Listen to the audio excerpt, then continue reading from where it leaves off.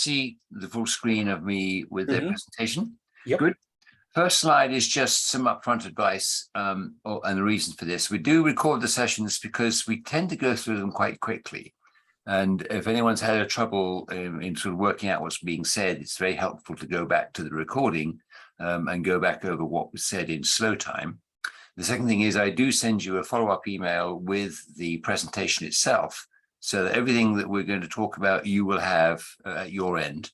Fantastic. Plus, feel free to butt in any point when you're stuck or you haven't followed what I said. It's not unusual for me to go off on a sidetrack, which sort of loses everybody, but by all means, wrench me back onto the course. So what we're going to cover today is the initial licenses that you need for your system in case you don't have them, because it makes it a much more high definition system. And we're going to go through how it works and what it does. We're going to introduce you to maps and layers and how we actually use those to make presentations that are much more comprehensive to parish councils, to whoever it happens to be. And then we'll spend the last half of the session actually getting you to do the work. We're going to create a layer, which is basically the infrastructure that you need for something. And then we'll add some features, or at least one, to that infrastructure so you can see how records are created. Okay. And then we'll just go through the final bits of adding attachments and so forth, what the menus are, and we'll just touch briefly on the asset register because it's different from everything else. Okay. Okay, so the basic map that the whole system is built upon is the Ordnance Survey's high definition map or digital map of the UK, but it gets enhanced if you apply the Public Sector Geospatial Agreement or license to it, because that gives you an even higher definition. This is free to everybody who's sort of a representative council, and what it does is change you from this picture on the right, that sort of detail, to that sort of detail, which is we've got that license. You've already got that one. Okay, yeah. So you've probably already got the next one, which is the aerial photography one as well. Yes. And that changes that. Good. Let's race on then. We're going to jump over these slides because they just show you how to get them if you haven't got them. But since you've already got them, I'm going to go straight through. And now we get on to what Parish Online does and how it does it. So it's a mapping system that is available to you in the cloud. So all you need is a browser. There's no extra hardware needed, no extra software, doesn't take up space on your systems, and you don't have to worry about security or encryption. That's all taken care of for you. There's lots of ways of getting help and assistance. So there's a knowledge base, which we'll touch on quite a lot in this session. There's a user group, which is a brilliant user group because I run it. There's a training partner who's even better because I run that. And the help system is there's a lovely lady in Parish Online who looks after everybody. And she sends out a monthly newsletter, which is full of tidbits and good stuff and what's going on. So basically, it's a very lively system with lots of sources of information and channels and users. About 1,800 councils across the country using the system at the moment. Wow. So that's the plus side. Why use maps? Well, I'm going to introduce you to a concept of what I call location-based data. So if you take an ordinary everyday person and they look at a map and they say, what's that? And in a sensible world, you'd be able to click on whatever that is, and it would come up with much more information for you. And that's exactly what we do in Parish Online. So clicking on any of these highlighted points here will bring up the associated data record, which I think is a brilliant visual system.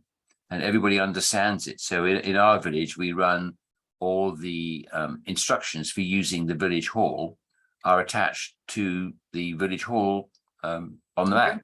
So if anyone wants to know how to work the Wi-Fi system or the sound system on the stage, they just click on the village hall and there's the answer. So location-based data. However, lots of uses for Parish Online. By and large, most parishes seem to buy it because they want to create a neighborhood plan and they need to create maps for the neighborhood plan. But in point of fact, it does all these other systems very well. You mentioned you wanted to make quite a high use of it, so some of these may well be of interest. I sort of tend to run Parish Online for our council, and I think we use every single one of these, except I haven't yet done issue reporting, but I should have done. But yes, so basically it's trying, I think it's moving your parish information out of a filing cabinet where it's only visible by one person at a time and sticking it on a 24/7 digital version that everybody can look at whenever they feel like it. And you don't have a problem of trying to get something out of the filing cabinet when the parish clerk has disappeared off to Madagascar with the key in her pocket. So Do you know our parish clerk? Or are they all the same? Well, there are a few sort of common themes, aren't there? And it's all too simple to forget entirely that you're going off on holiday. Bless her, she's absolutely fantastic. Well, I'm very pleased to hear it. We've got a brilliant one as well, but I know that they vary hugely in age and competence. Yep. And the older they are, the less likely they are to accept computer usage. So you can create your own maps with all your own local information in, but there are lots of other sources of information as well. Having done your mapping, you can print it out so that other people can see it. You can do it as PDFs, which you can then email to people, or you can do it as electronic files. You can do it as URLs that go into a website. There are all sorts of ways of getting the data to the people you want to do it, and we'll touch on those later today. There are literally hundreds of layers of additional information that you smack on top of the underlying Ordnance Survey digital map. So some of these come from government sources, some of them come from private sources, some of them come from your local authorities. If you're really lucky, you've got a sort of a district council or a county council or a unitary, whatever it happens to be where you are, that has worked out that the information that they've gathered is in fact of great interest to their parishes. There are some councils where that message hasn't sunk in. And my experience is that it's a matter of education and realization rather than bloody-mindedness. So what we found is that once you've explained to a local authority, they actually are falling over themselves to be helpful. So there is sort of a degree of ignorance that needs to be overcome, certainly at the higher levels of government. Okay. So the system creates case studies of people who've done things with it. So there are a few examples here. So Faversham did their neighborhood planning, which, as I mentioned, is one of the key reasons that people buy the product in the first place. An example of how you might use it, here's just a place in the middle of somewhere. So you can lay on the first layer, which says, this is our local gap that we're going to keep green away from that big Gleiston Lane Road. Then we want to add some more green spaces to our village. So this is where we intend to put them. Each local green space as an LGS. Okay. Then there are going to be some developments in the area. We might put in an industrial park or something like that, and we'll put those in as brown. So again, so that people can see exactly where we're talking about. And then you say, we actually do have to worry about people's skyline views and their visibility, what they can see. So these are the visibility issues that we've taken into account. And that is just making it much clearer to people what it is you're planning to do or intending to do with their precept. Chelsea is obviously a seaside community, so they've got to worry about all of these benches, the walls, the groins, the footpaths, everything. They're all a matter that needs to be sorted out, maintained, everything. So they can see here they've got an entry for every single one. And clicking on any one of these will bring up the details of when it was last maintained, what condition it was in before we painted it, what condition it was in after we painted it, all the stuff that shows due diligence and that you're doing a good job of looking after your parish assets. So that's helpful. Other ideas, if you, people often complain about the unsightliness of the village. You've got too many road signs, you've got too many cameras, whatever it is. Again, you can use the system to make the presentation of what you're talking about much more clear. Then again, seasonal stuff. Not only do you on the council need to know where the salt bins are and how full they are, but so do individuals who want to know whether they are able to make a trip or whatever. certainly people love to see the gritting routes that where the local authority is going to send the lorries out when it snows or when it's threatening to snow. And you can put that information into here automatically and then get it out to your local public on the village website. Cemetery management was particularly interesting during the onslaught of COVID-19. The government suddenly got very frightened that there wouldn't be enough places to put bodies. Indeed. And in point of fact, they were able to come to Parish Online and say, does anyone have any spare? And it turned out that there were lots of available plots. So that fright went away. But cemetery management is, I think, quite a keen thing, particularly if you're a council that's running your cemetery. Well, I'm sorry, I should have meant that for allotments, but people who are running their allotments as a cash generating source, you need to manage it. And Parish Online is a great management of that in much the same way as its cemeteries. You know, there's no difference between an allotment and a cemetery except what's inside the lot. Indeed. We talked about showing people more details. I mean, often parish councils are dealing with planning applications, and a straightforward planning application looks very good on the initial looking at it. But then you say, well, actually, what happens if we throw in the layer for the local special sites of scientific interest, the ancient woodland, the conservation areas, flood risks, and you can show that this house that someone is looking to build is actually going to be underwater for 3 months of every year. So it just helps to understand if all the information is gathered in one place. This is one of the publishing I was talking to you about. So Cox Green publishes all their planning applications on their village website, and villagers can come in and look at it. And again, clicking on any one item will bring up the details for it on their website. Okay. Now, the Story in Somerset puts out tourist information notelets or documents, and they add in the maps here, just like one would in a neighborhood plan. And finally, yep, those are both the maps. And then finally, the case studies are all presented on the Parish Online website. So in a tab cunningly labeled case studies, you can go in and you'll find that there are all these headings here, which sort of breaks them down into the area where you might be interested, or you can do a show all where they all come up.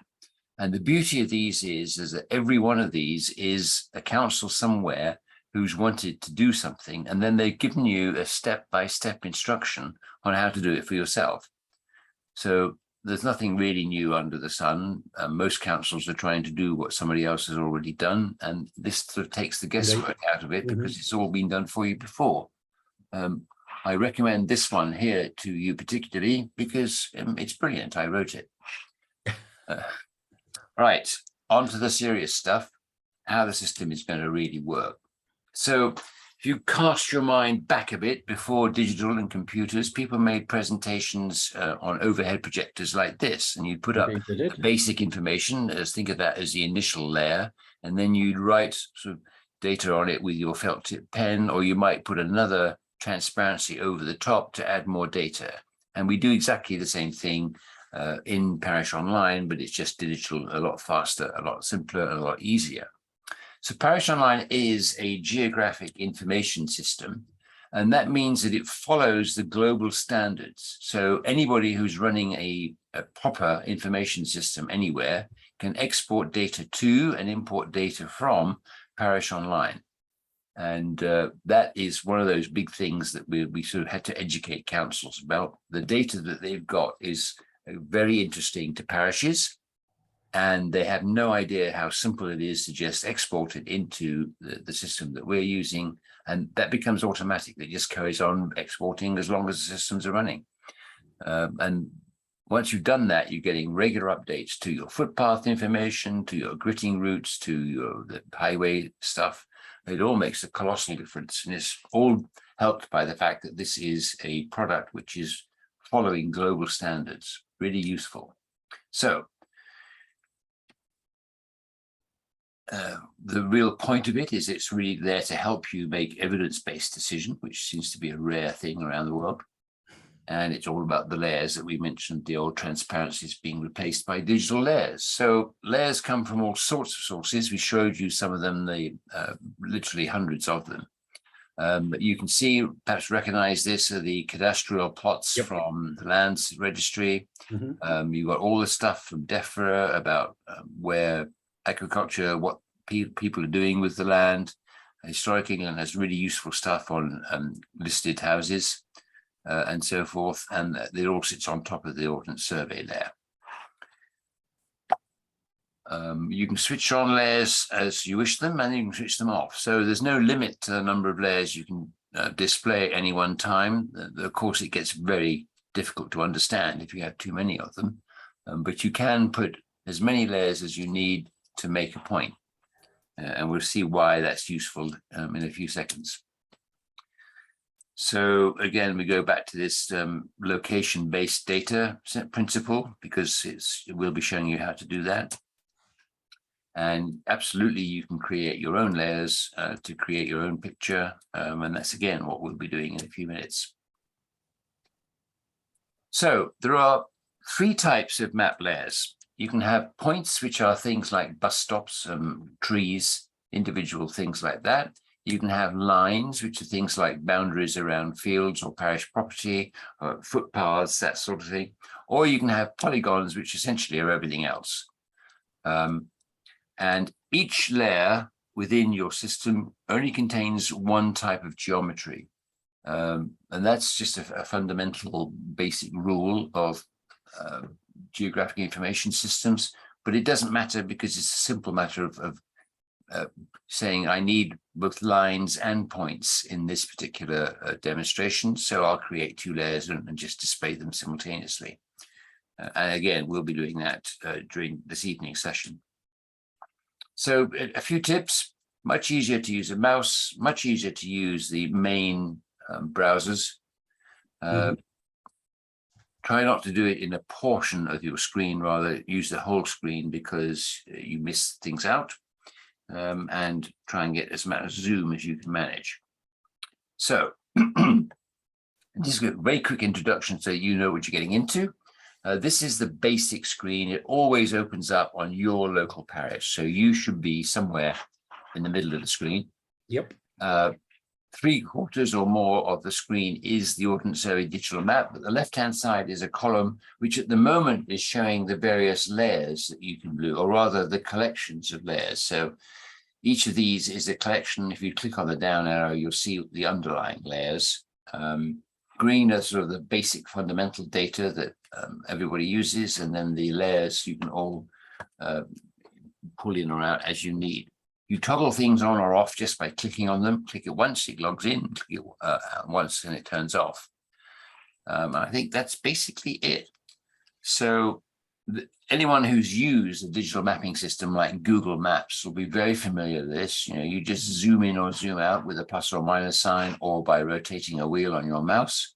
You can drag up and down, left and right for scrolling, and huge scale available to you. So you can use the entire UK, or you can come down to a couple of centimeters in your back garden. The whole lot is effective view. The next few slides just show the argument about using scale. So here is the entire country. Yep. And not much in the way of information there, except capital cities. And guess what? Ireland doesn't have any capitals. For whatever reasons that happens. If we come in down to, say, the county level, then you're seeing a great increase in the level of information. So we've got town names, we've got major road numbers, that sort of thing. Yep. And the level of data that you get varies according to the scale you selected. So the system automatically puts up as much information as it thinks you can cope with, but it won't drown you. The data is there, you just need to sort of zoom in to get it. So if I come down to the local parish level, then you can see that not only have we got road numbers, but we're beginning to get road names as well. We're getting the individual field names. We're getting names on individual houses where there's room to write them. Basically, the level of information is steadily increasing. If we go down to the house level, then you start seeing individual house names and numbers for every single building. And you can certainly see the layout of everything. And then you can go down to so even more of a house level. And the scale that you're using is here on the left-hand side. So here, this distance is representing 20 meters. other ones have been up to as far as 10 kilometers in the same sort of distance. But on this one now, this is about as far as you can go down. You're looking at the corner of a house, so you can really sort of get your nose into the detail. This distance here represents 200 millimeters, so less than a centimeter. So the detail available to you is phenomenal. Not many people operate down at this level, but there are some people who need to talk about it. So layers. In this picture, we said these layers here are all, or this column represents all the layers. Green for the base maps and beige for all the extra stuff. The top one, parish layers, is produced by you. All the others, except for the asset register, are third party. And you can toggle layers on or off as you wish, just by clicking on them. If you click on the entire collection, then you can toggle all the underlying layers on or off in one click, should you wish to. But to get a specific individual layer up, you drill down into its layers and then just select the one you want and click on it. So if you just clicked on parish layers, everything that's within there will turn on at once. If you right click on parish layers, yes. If you left click on this little down arrow, you'll just see a listing of the individual layers. We're about to do that. So I'm going to show you, actually, this one is the only one that's turned on at the moment. It's got a circle around its mini arrow, meaning that one of the layers in there is turned on, or at least one. So if I click on that mini arrow, you suddenly see that there are 3 underlying layers. And this is a green section. So we're talking about the base map of from the Ordnance Survey. And the default is the premium stack that we're looking at here, with standard colors and everything else. But if you're doing something that, for instance, requires a grayscale rather than color, if you've got a simple printer that's still doing sort of dot matrix stuff, or there's just more detail here than you need in terms of color, it's a distraction, you can turn off the premium stack by clicking on it, and you can turn on the grayscale by clicking on it. And notice the difference. That it's just, and you can see one tick has gone off and one tick has gone on. So to get to where we were, I just click on this one to turn it off and click on the premium stack to turn it back on again. And then I went in and said, let's throw in some photography as well. So we've gone down to the photography layer. We've clicked once on the top level, and then we've clicked once on the 12.5 centimeter. It looks a little bit complicated because you've got 2 layers running at once. And you've got the underlying map data, which is slightly sort of, what's the word I'm looking for, obfuscated by the overlying photography, or you can put it the other way around. The photography is not so clear as it might be because you've got the map data in the way. But what the system has done has it's tuned the level of map data to about 60%. And if you right click here on this level, you'll see it comes up with a slider, and you can say, I really don't want 60%, I want 40, or I want 90, whatever it happens to be. And I'll just show you the difference. If I do it, slide it all the way down to the left, then you get 100% photograph and you get 0% map. But if you go back to that 60%, you get a mixture of the two. If you went to 100% map, the photography would disappear. It's just a matter of what is most helpful to you in the task that you're doing. A lot of people see no need whatsoever for map data to be here. The photograph itself is sufficient. But how do you get that slider to come up? A right click on the layer itself. Okay, didn't know that. No, well, there you go. That's the point of the session, I hope. Indeed. Lots of gems I hope to pass on to you. But for people who've never seen this before and have no idea what they're looking at, it really helps to have a little bit of the map data in there. So it just says the village name for a start. It's a good sort of point to get you going. But you vary it according to what you need. Okay. So sometimes when you've been playing around with photographs, the system sort of has a mini glitch, and you come up with a completely blank screen like this. So I've just put this slide in here to let you recognize that every once in a while this can happen, and the solution is simply to click on the refresh button up here. Okay. And the whole system goes back to where it should be. But it just every now and again it sort of gets upset. Now we're going to look at some of the beige layers. So there are literally hundreds of these. So in order to find the one that's one, they give you a search button, which is this little magnifying glass up here. And I'm going to say, let me just talk to you about flooding. So I'll type in the word flood after clicking on this button up here. So I've typed in flood, and it said these collections contain flood information, and you can click on any one you want. I'm going to go with the Environment Agency, and it says all of these layers here deal with flooding information. So bearing in mind that this part of Somerset is at or below sea level, then interesting things happen when it rains here. So I'll click you on zone 3, and you can just see how much the place is subject to flooding, which is, you can see that really this house here might well not have wanted to be built there because this is just the normal level of flooding. If you get a really bad level, such as we had back in about 2014 or 13, I think, lots of places disappeared underwater, a lot of damage done, but that's why you use the mapping system. So to turn off the maps again, we simply click once there to turn off the flooding layer. And if we finished with searching, then we can click on the X up here to turn the whole system back and go back to normal. So that's the introduction to the system. What we're going to chat about now is how you use it to make presentations more clear to people. How do you get the point across that you're trying to convey?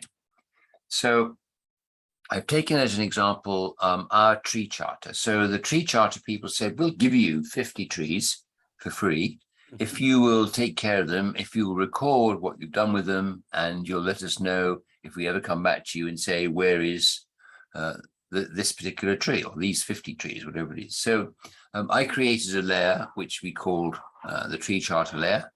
And if I click on the red button here, up pops the associated data record. And you can see that this was all started in February 2020. And I've added the attachments here, and you can see that there are 5 of them. So if I click on the plus, you can see which the 5 are. And if you click on any of the green arrows, it'll show you what the picture is all about. So here is the day that they arrived. You've got 50 trees, little tiny saplings. They're protected by a polythene tube to stop them being eaten by rats and chickens and deer. The tube is held upright by a stake. And just to prove it really does get flooded, where we're talking about, here's a flood. Wow. So this was sort of effectively day 1, and then sort of on an annual basis thereafter, you go back and photograph them. And of course, in due course, they'll get so big that they're getting interfering with each other, and they need to replant them elsewhere. And we'll track that as well, so that when anybody comes back in 50 years' time and says, how effective was this donation that we gave you 50 years ago, somebody who's not yet born will be able to say, oh, I can tell you that, and show you a picture of one particular tree and say glibly that came from February 2020. But basically, it's a way of storing data into the system and then displaying it to the advantage of the audience. So now we're going to go into how we do it and what you do. And the first lesson to learn is the only place where you can add new layers is the parish layer. Okay, everybody else owns these layers. They all come from third parties. You don't have any access to their data. All you can do is display it. But you can create and input all of your own in a parish layer, and you can create as many parish layers as you want. The second one down, the asset register, is a special case because it's a mixture of the two. It's a sort of a third-party infrastructure provided by Parish Online, but you can add data to it, and you can amend the data in it, which you can't do anywhere else. So that's really the difference. We'll touch on that again more towards the end. So when you want to add a new layer, you want to think about, what am I creating this layer for? And therefore, what sort of information do I want to store? And this is the bit where you're going to be working. So these are just instructions. I assume that you don't have any problem bouncing between one window on your screen with Parish Online and bouncing back to your browser with Zoom in it so that you can see what I'm writing about. Okay. No, that's all. This for those people who do find that new. And this is how they do it, but you don't need that. So we'll jump on. So I'm going to say, let's create a layer which will have a title. And I'm suggesting you just call it for reference tonight, Nick and test. So it's easy to find later and delete or amend or whatever. You've got 3 types of geometry to choose from. I'm suggesting we're going to use the polygon because I want the system to draw a building. I'm going to put a new pavilion on our cricket pitch. The description is optional, but I'm going to suggest to you that you choose your own. And we're going to have, you must have at least 1 column of data. I'm going to suggest 3, and they will be name, date, and status. They'll obviously be a type text for name, a type date for date, and a type text for status, but we're going to have allowed values in there just to show you how to use that. And the 3 allowed values we can use, you can call them whatever you like, but I'm going to say not yet started, under construction, and finished for our pavilion. So what we're going to do first of all is to create the new layer. And there is a menu across the top of your Parish Online page, which has an option called Create. And if you click on that, there'll be a new layer option, and that's what you want to click on. And that will bring up this screen. So what it's asking you for is a title. And this title will be what you see in the left-hand column. So people who've created these columns that you see on your left have all sort of invented this title here. But that's really a guide to use to how short it needs to be. You don't want it to be too long. It'll sort of all get crumpled up. So put in a title, which I've suggested you call Nick Test, or you might call it Nick Test Polygon, because you'll be doing lines and points later. We can click on next, and it says, what sort of geometry do you want? There's a down arrow there, and you can select any one of the geometries, but I recommend polygon. And then under the description, this is where you put in whatever you like yourself. And the idea behind this is that you may come back to this in 6 months' time, or a new person may come and join the council, and they've got no idea from what your description was in the left-hand column what this is for. But here you've got 500 characters to express it more clearly, and you can understand what on earth is going on. So you don't have to put in anything there, but it's very helpful if you're working with other people, or if you're talking about succession management and there's a new parish councillor or clerk coming in. So the next screen is where we start doing the real work, and you're going to add 3 columns. So click on the plus sign on the right to add the first one, and it will automatically come up with something called name. Name, we'll just leave it as it is. It's a text field. It's exactly what you wanted. We're now going to create the second one, which you'll remember is called date. So click again on the plus sign, and you'll end up with a second layer, which is again called name and text. And you change that. So put your cursor on the name and change it to date. And in the middle column, change the text to date. And then when that's done, click on the plus sign again for the last column of data, which is going to be the status. So again, change the name word to read status, leave the text type, but this time click on add plus in this status row. And it then says, what value do you add? And you can add anything you like, but if you remember, we had not yet started, we had under construction, and we had finished. So you type in not yet started, click on the add button to the just above it, add in the second one, which is under construction, click on the add button, and on the third one, and put in finished. And then when you finish, just click on the confirm button. And you should end up with 3 allowed values saying in 3 rows of not yet started, under construction, and finished. And you're all happy. We're on to the bit, and we've now created the 3 columns of data that we wanted in the form that we wanted. We can now simply click on the green finish button. And you'll come back to your main screen, and it would appear that nothing's happened. But if you go to the parish layers now and click on that, you should see the Nick test down at the bottom. So if there are already layers there, Parish Online always adds the newest one to the bottom, which I think is counterintuitive. I always think you should put the new stuff on the top, but never mind. So hopefully you found Graham Test. Sorry, Nick test, I beg your pardon. No problems there? Do you want me to actually go and create those? Oh, I'm sorry. I thought we were doing this as, yes, as we were working along. By all means, yes. So do you need me to show you again? I'll go back. So let's go back to, you've gone into create and you've gone into new layer. Yes? Yeah, I just need to come out of this. Sure. There we go. Come on. I know how to do this. I've got a wounded person downstairs. Do you mind if I just run and take a phone call on this? Yeah, carry on. But they Yeah. can't get it because they're ugly.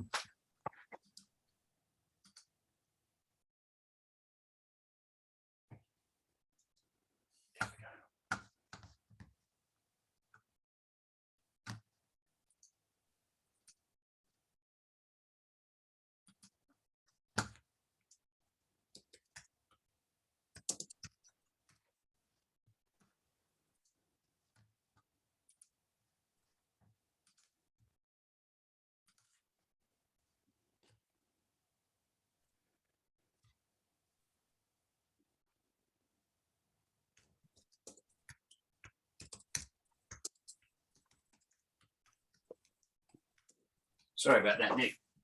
We're back. No problem. Nope, all done. Okay, so you've found the create new layer I have. and you've created a layer with a name like something like Nick test. I did. And you've gone on to select geometry type. Yes, I'm just putting in the columns. Oh, right. Good, roaring ahead. Good stuff. So you need 3 of those. They'll all automatically be named name, and then you need to change the second and the third one to read something else. And we made the second one date and made it a type of date. And the third one we called status and left it as type text, but then we added, we clicked on the add plus to create 3 allowed values. Didn't we?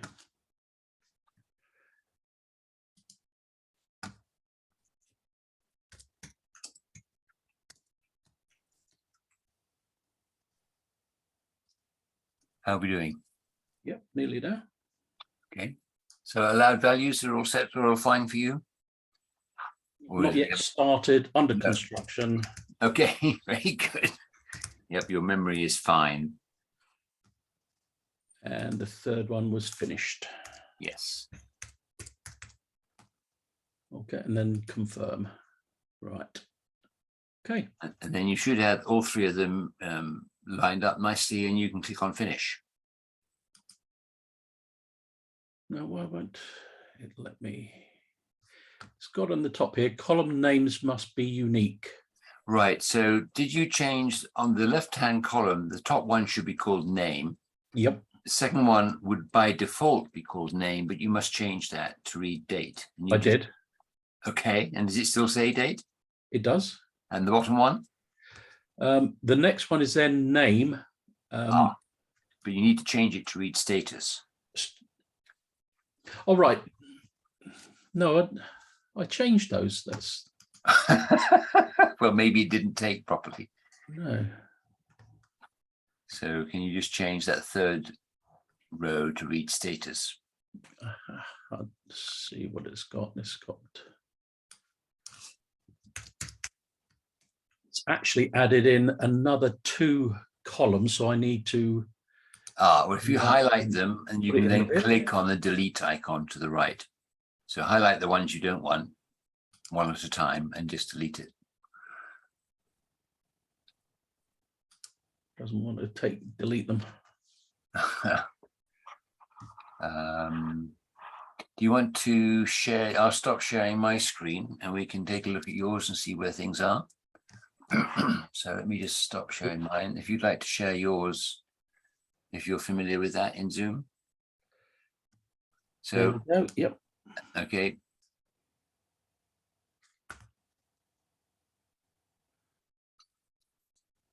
Oh, I'm sorry, I beg your pardon. I've got to give you the freedom to do that. That's my mistake. Now try again to share your screen.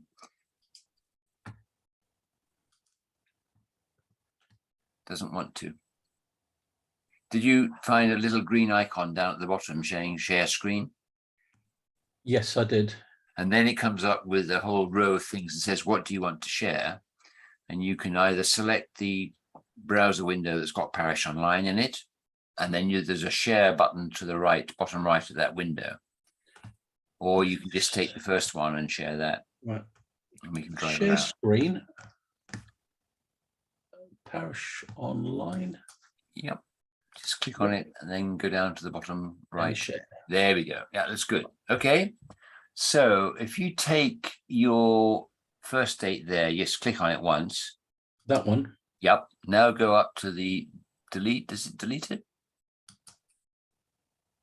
No, No, it doesn't. How worthless is that? indeed. And try, just out of interest, try again with status. No. Right. I think what we'll find is it's done it, but it hasn't actually refreshed the screen. So if you, let's just try starting again. If you go up to the top right, sorry, top left corner and click on the refresh screen. Yep. And we'll just have to go back into the layer and see what it's done. All right. So on this occasion, if you go into Parish layers, yep, you've got nothing there. Okay, so go up to the top right corner where there's a cogwheel. Come down a little bit, cogwheel, top right. Yep. Click on there, go into administration. And it'll just fill up with layers in the middle. Hang on a second. Takes a little bit of time because it's downloading. There we go. Where have you been? So, yeah. No, my cat's just come in. She's right. not been in all day. Oh my, well, that's good. So let's just create the new layer quickly here, Nick. If you click on the plus sign. That one? Yep. And you can, it's going to be a polygon. It's going to be called Nick's test or something like that. And your description, just blah, blah, blah, blah, blah.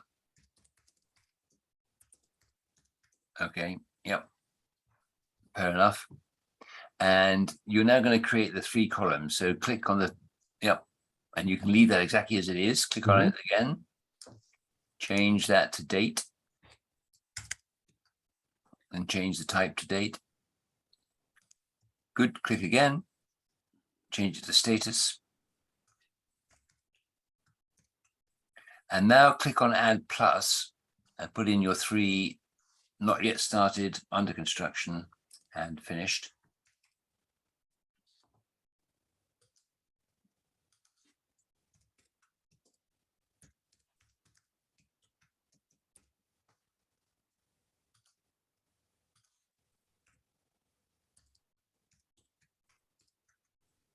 Good. You can just confirm. Yep. That's good. Now you should click on save. All right. So I'm just waiting for it to show up. Yeah, there we go. There it is. Okay. So go up to the top right corner and click on the globe to take us back to a map.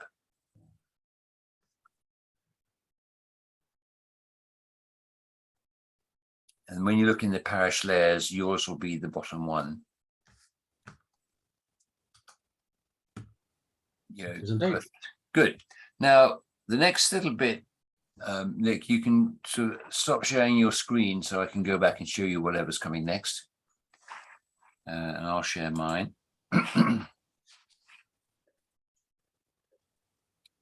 And we've done that bit. Well, we haven't done, there we go. We've done that bit. We've done that bit. We've done that bit. And then we're on the main screen. So we've done that bit. Now, what we're going to do now is what's called a required column. So lots of people, when they're playing around with Parish Online to begin with, they get all excited. And what they really want to do is to plonk something on the map. So they do that, but then they forget to give it a name. And you can never find it later because you do a search. But what do you search on if it hasn't been called anything? So the way around that is to make one of the columns, usually the ID column or the name or whatever it is, required so that when they're adding a new feature, they've got to put that name in. The system won't let them save until they've done it. So now I'm just going to show you how to do that. If you go up to, and you can do this on your system as we're going along, if you like. You go up to the cogwheel on the top right again, select administration, and wait for the layers to fill up. And then you highlight by clicking on it once your Nick test layer. And in the right-hand column, you'll get layer details with 2 tabs, one called general and one called columns. Yes. Okay, click on the columns one, and you'll see the system has filled in for you the first 2 columns for search and query. You want to click on the required column for name and just put a tick in there. Just click on it. Okay. And then you should get a save icon, little yellow one above it, bright yellow. Yep. Click on that. Yep. It says, do you want to? And you say yes. And then you should get a little green flash saying layers saved. It did indeed. Perfect. All right. So now you can click on your globe again, middle icon on the right, and go back to the maps. And you'll see the effect when we do the next thing. So if you come back to my screen, I've just a summary of what we've done so far. So we've created a new parish layer, which we called Nick test.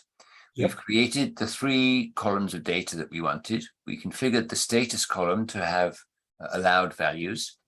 We configured the name column for required data, and we've saved it and clicked on the globe to come back to maps. Now, that creates the infrastructure for the new records. Now we need to add some records so there's something actually there. And that's going to be a simple case. So if you go back to the main screen in Parish Online and go into Nick test and right click on anywhere in the Nick test line, and you should get up a mini menu of which one item is add feature. Indeed. Okay, go ahead, click on add feature. Yep. And you're now going to be seeing that the left-hand column has changed to a feature editor. And you can see the effect of making that name a required field because it's outlined it in red. Correct. And down the bottom, the save button is grayed out. You can't use it. So fill in the details. You can just click in any old name you like, call it Nick's New Pavilion or something.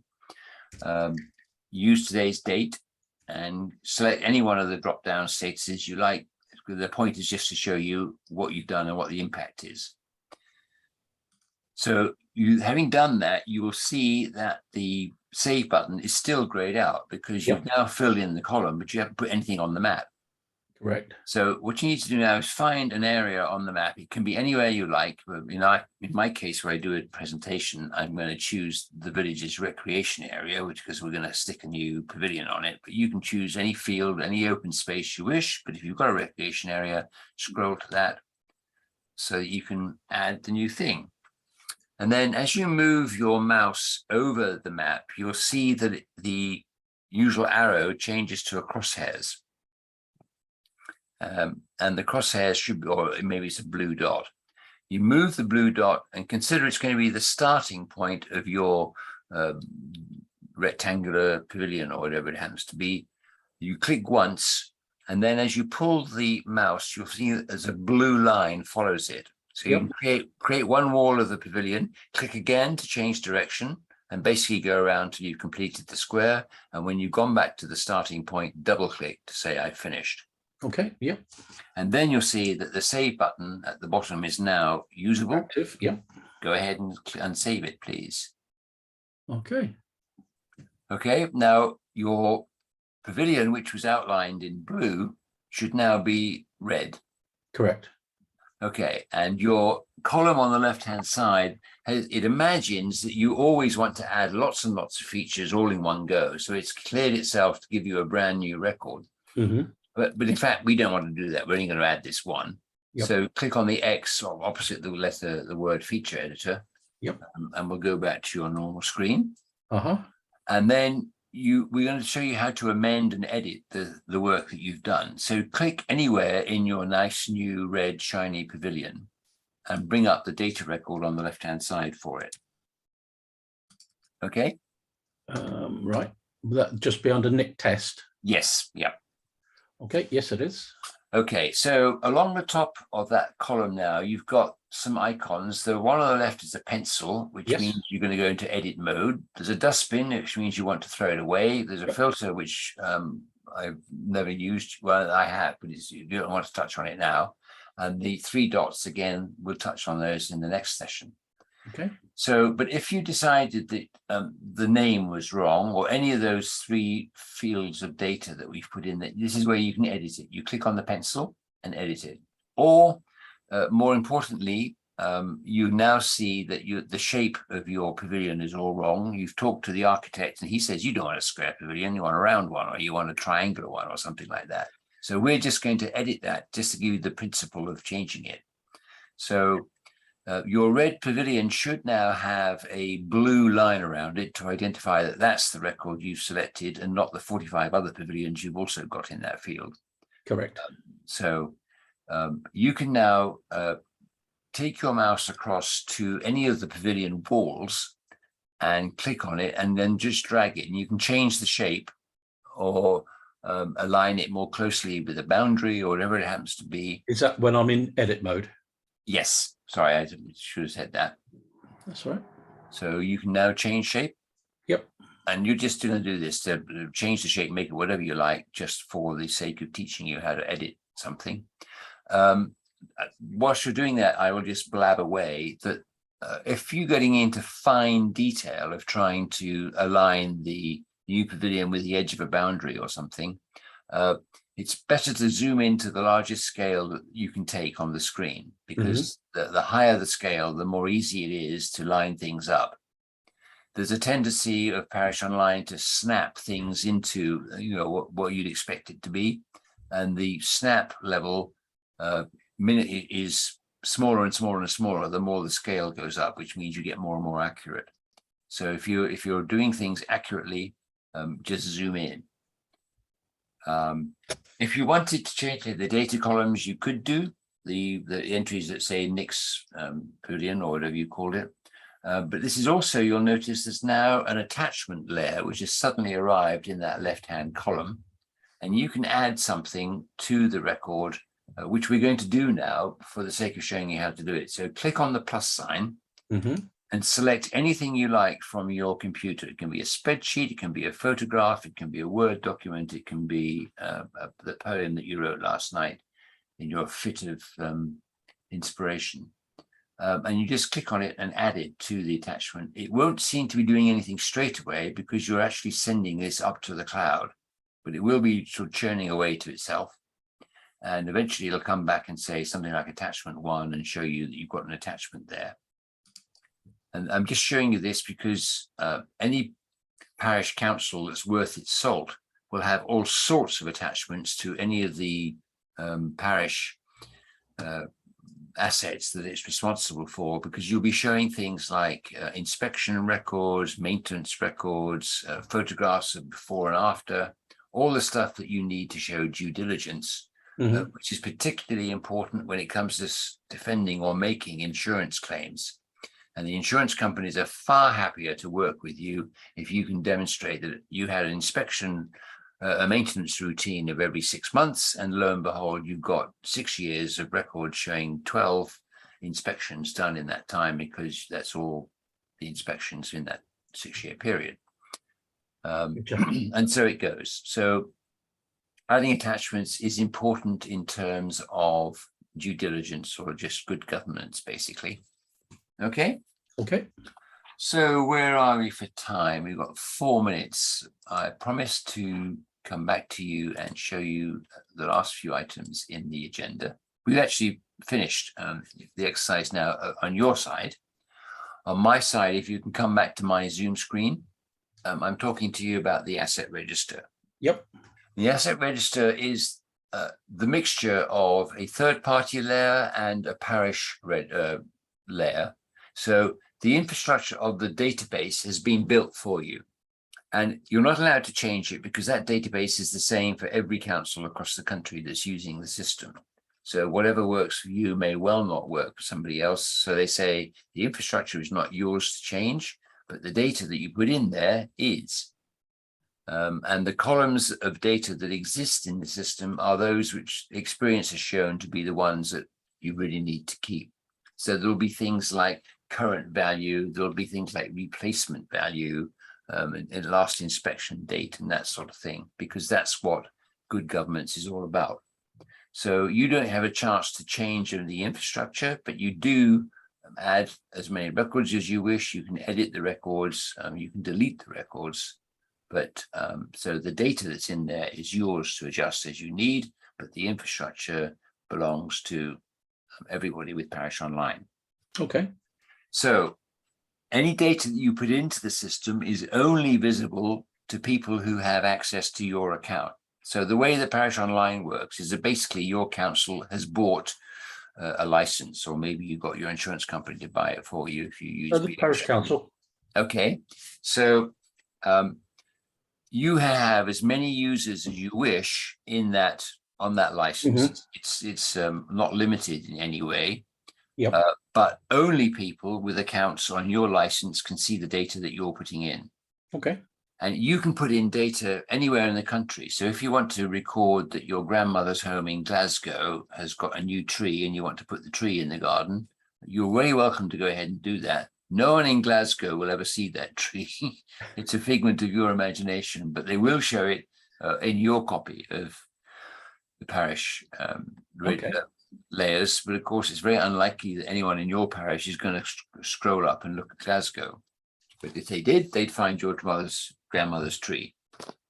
So you are the only people who can see what's in your layer, which is nice. There's a couple of exceptions to that. There's what's called national layers. Cemeteries and allotments are visible across the country, and there's a good reason for that, but not appropriate really at this point. Okay. Next slide is the menu headings. So across the top of your Parish Online, there's a whole row of menu headings. So things like create, tools, print, that sort of thing. Yep.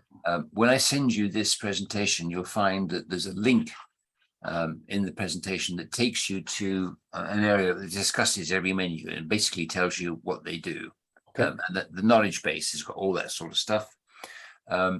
We didn't really touch on the knowledge base. When you click on that cogwheel in the top right-hand corner and you get a mini menu popping up, the second item is called help and support. Yes. And if you click on there, it takes you to Parish Online's knowledge base, which is actually pretty damn good. It's got some very useful videos on showing you how to do things. It's got some pretty comprehensive instructions. And that's the first place you want to go to look. It's also got a link to what they call their community forum. So if you're working and you have in Parish Online, you have a question, you can click on the forum and ask the question, and anyone else who's actually working at the time can well come in and help you with the answer. I actually get told every time somebody adds something. So it may well be me that pops up and says, here's the answer to that, or 4,454 people have already asked this question and they still haven't given us the answer. That doesn't happen. Parish Online is a remarkable organization, I find, for being helpful. They're very good. Included in the knowledge base system is a ticketing system where you can open a ticket and say, I need help with this, or why doesn't this work, or whatever. And they've always come back extremely quickly on that. I usually get an answer in less than an hour.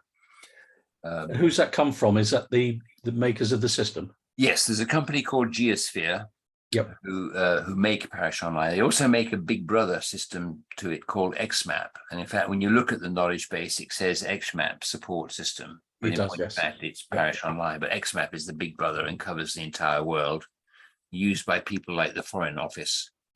Not many individual users down at county or parish level.